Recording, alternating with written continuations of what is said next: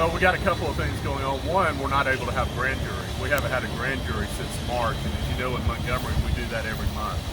So by the time we get grand jury started back, which will be earliest August, we'll be approximately 2,000 cases behind in grand jury, which affects the whole criminal justice system, because 2,000 cases behind, trying to catch those up is going to be pretty hard. But yeah, the court system, we haven't had trials or court since March, mid-March. So that has put us way behind as far as our court cases. We've had approximately 44 shootings in the city of Montgomery since March the 15th, which is about the time that we've been on lockdown. So 44 shootings in the city of Montgomery during that time. So violent crime has not stopped. We've had several murders, and we have to work those. We have to prosecute those, and those are going to be on top of already the backlog that we already had on murders. So we're going to be woefully behind. So when you say that you have that many cases behind, sort of extrapolate that out. We know you have grand jury every 2 weeks. Kind of give us the approximate cases during general times. Well, we have a grand jury every month.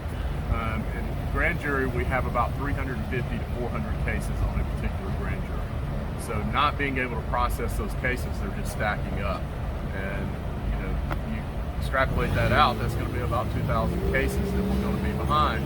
And cases keep coming in. Cases are not going to stop coming in August and September. They're going to continue to come in. And unfortunately, that's going to create even bigger backlogs. Were you able to finalize the indictments from your March grand jury and get those processed, or is that kind of still in freeze frame right now? We were able to get the indictments out, and of course getting them served is another thing, because as you know, the prisons are on lockdown.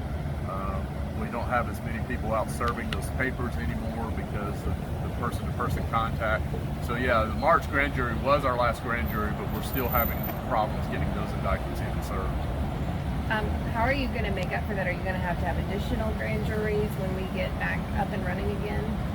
Well, that would be the great thing, to be able to have additional grand juries, but we only have a certain amount of people. And of course, we're in a budget constraint right now, and that's one of the things that we want to talk about is that we've got state funding and county funding here in Montgomery, and both of them are looking at cutting funding instead of giving extra funding. And we need the funding. We're worried about making payroll. The biggest problem that we have statewide and in Montgomery is that in Montgomery, 60% of our budget comes from collections, and we're not able to collect money. That is a horrible, horrible way to base a state budget, is having to collect money. But that's what we've been given by the legislature. And it's not this current legislature's fault. This has been going on for years and years. But that's what they expect out of us, is to collect our own money. Terrible way to fund a state agency. That's what the cards we've been dealt. And when you have a 60% decrease because we're not able to collect money, we're going to have trouble making payroll. So we're worried about that. I don't see how it would be possible to double up on the grand juries. We may not have the people to be able to do that. What does this look like long term? I don't know. Of course, we're being optimistic that we're going to be able to start jury trials in the September range. If that doesn't happen, it's going to obviously be worse and worse. I don't know that anybody knows what this is going to be long term. What I do know is we're going to continue trying to process these cases, trying to make things work. We're meeting weekly with the judges. Judge Hardwick has a plan, has allowed us input into that plan. I think our judiciary is doing a great job in trying the best that they can to keep things moving. It's just difficult. We've done things that we've never done before, such as video conferencing. We've got video conferencing in the jail. We've got video conferencing set up with attorneys. So we're trying to do court business, even though we've got these difficult circumstances going on. But there's a lot of constitutional rights that we can't get around. And it has a right to be present in some of these. And it has a right to be present when a witness is testifying and those type of things. So we have to, we're going to have to work around these things the very best that we can. The trials that you had scheduled for this year, are you kind of on the 2016, 2017 homicides, capital cases? Like what year are you generally trying cases out of? We're usually about 2 to 3 years behind. So yeah, I would say 2016, 2017 range where we were trying cases. Every once in a while we have a case that doesn't have a lot of forensics. We can get it through quicker, but that's another thing that's going to slow us down is forensics. Getting that evidence processed and all of that. Because we've seen a huge slowdown with forensics, getting cases reported out. It's really crumbling the criminal justice system as we know it right now.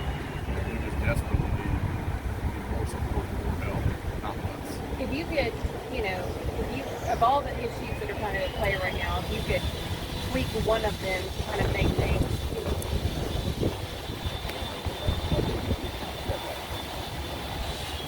if you look like Phantom of the Opera, like the lights peeking through the thing and stuff, it would look like you're in it.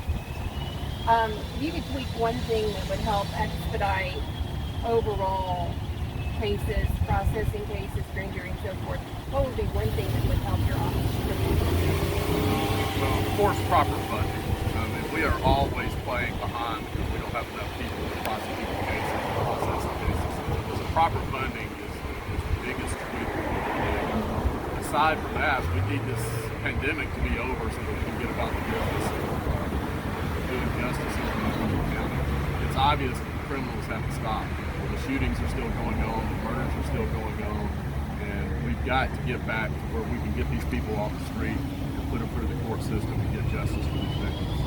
So theoretically now, if there's a capital case or a murder case is charged, it's going to be at least 3 to 4 years to get that turned out. Then you can finally go through this backlog. If we ever get through it. Optimistic. Of course, again, I hate to keep repeating this, but we have cases still happening. We had 2 shootings last night. Those cases are still happening while we're on standstill. And how long are we going to be on standstill? We don't know. And that's the thing. We're being optimistic by saying we'll be back up and running in September with jury trials. But what if that doesn't happen? And it seems like we get an email or a blast every day from DOC that another prisoner has tested positive for COVID. I mean, that's really kind of the hot box. And the fact that defense attorneys can't get in to talk to their clients, it affects you too, that you can't get a defendant here to, like you said, be in court. I mean, there's really no telling when you're going to be able to get a defendant out of DOC. Well, yeah, you're right. That's another issue because, bringing someone into DOC or bringing somebody out of DOC, both of those are dangerous because of the infection.